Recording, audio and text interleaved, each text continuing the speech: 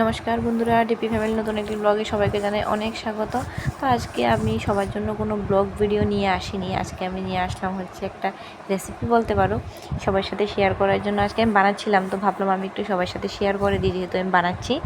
তো এইটা অনেক দিন ধরেই না ভিডিওটা আমার ফোনের মধ্যে আছে, শুধু এডিট করার অভাবে আমি আপলোড করতে পারছিলাম না। তো তার জন্য ভাবলাম ঠিক আছে আজকে এটা আপলোড করে দিয়ে চলো। তো দেখো রেসিপিটার নাম কি বলবো বলে, এটা কচুর বড়া বলতে পারো, শোলা কচু যেটা হয় ওটার বড়া বানিয়েছিলাম আমি। এমনিতে তো আমরা ওটাকে ভাজা করে সবাই খেতে পারি, মুখের যে জায়গাটা হয়। বাকি তো মাছ দিয়ে অনেক বিভিন্ন রকমের খাওয়া যায়। তো এটাকে দেখো মুখের যে জায়গাটা ভাজা করার কথা বলেছিল শাশুড়ি মা আমাকে।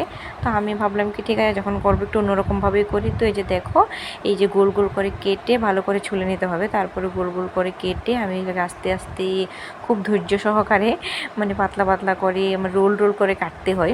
এই যে দেখো আস্তে আস্তে আস্তে আস্তে অল্প অল্প করে কাটছিলাম, ঘুরাতে ঘুরাতে এরকম একটা বড় একটা লাইন মতো হয়ে যায়। তবে ওইটাকে আস্তে আস্তে পেঁচিয়ে নিতে হবে। আর মাঝে যে ছোট জায়গাটা থাকবে না, ওইটাকে একটু ছোট ছোট করে কেটে নিতে হবে তার সাথে, যাতে করে মশলাগুলো ভালো করে ঢুকে ওইটার মধ্যে। আর এই যে দেখো আমারও না ভেঙে ভেঙে যাচ্ছিলো, ওইটা ভেঙে যাওয়ার ভীষণ চান্স থাকে। আমার দুটো ভেঙে গিয়েছিল। তো কি করব, আমি এমনিতেই জুড়ে দিয়েছি কোনো রকম করে। তো তোমরা চাইলে এটা ট্রাই করতে পারো। এই যে মাঝের যে জায়গাটা, এখানে আমি 2-3টি দাগ দিয়ে দিলাম।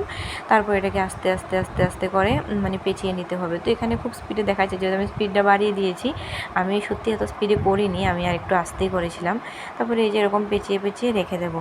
তো এই যে দেখো সবগুলো আমার কাটা মোটামুটি হয়ে গেল। আর এখানে এই যে দেখো 4টে কেটেছি আমি, অনেকটা সময় লেগে গেছে আমার, যেহেতু এগুলো খুব সূক্ষ্ম কাজ, একটু সময় নিয়ে কাটতে হয়।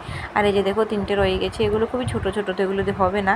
এখানে আমি ব্যাটারটা বানিয়ে নিয়েছি। এখানে দিলাম হচ্ছে চালের গুঁড়ো, একটু হলুদ, কাঁচা লঙ্কা, নুন, এসব কিছু দিয়ে একটু জল দিয়ে আমি মিক্সড করে নিয়েছি। তো এটাতে আমি এখন কচুর যে বড়াগুলো বানাবো ওইটা দিয়ে দেবো। তো এটাকে যখন দিয়ে জাস্ট এভাবে উল্টো দিকে ঘুরিয়ে দিলেন, এটা এরকম প্যাচগুলো খুলে যায়।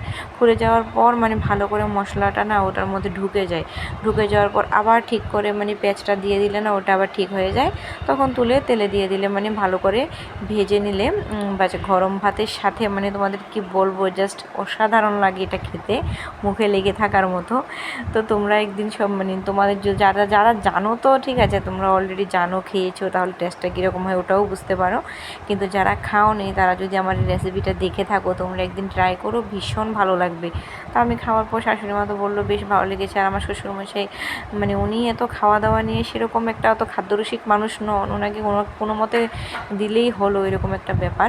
তো আমি আর শাশুড়ি মাই নতুন নতুন জিনিসগুলো বানিয়ে খাই। তো এখানে দেখো লাস্টে যেগুলো ছিল ওইগুলো দিয়েছিলাম, তো একসাথেই উল্টে দিচ্ছি, যেহেতু চালের আটা ছিল তার জন্য এর সবগুলো লেগে গিয়েছিল একসাথে।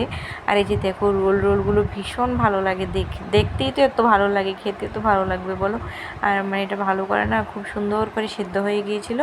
তারপরে এটা গরম ভাতের সাথে খেতে দারুণ লেগেছিল। তো তোমরা যারা যারা কোনো দিনও করোনি বা বানাওনি, তোমরা প্লিজ বানিয়ে একদিন খেয়ে দেখো, ভালো লাগবে। আমার রেসিপিটা ভালো লাগে লাইক কমেন্ট শেয়ার করে দিও, সাবস্ক্রাইব করে পাশে থেকেও।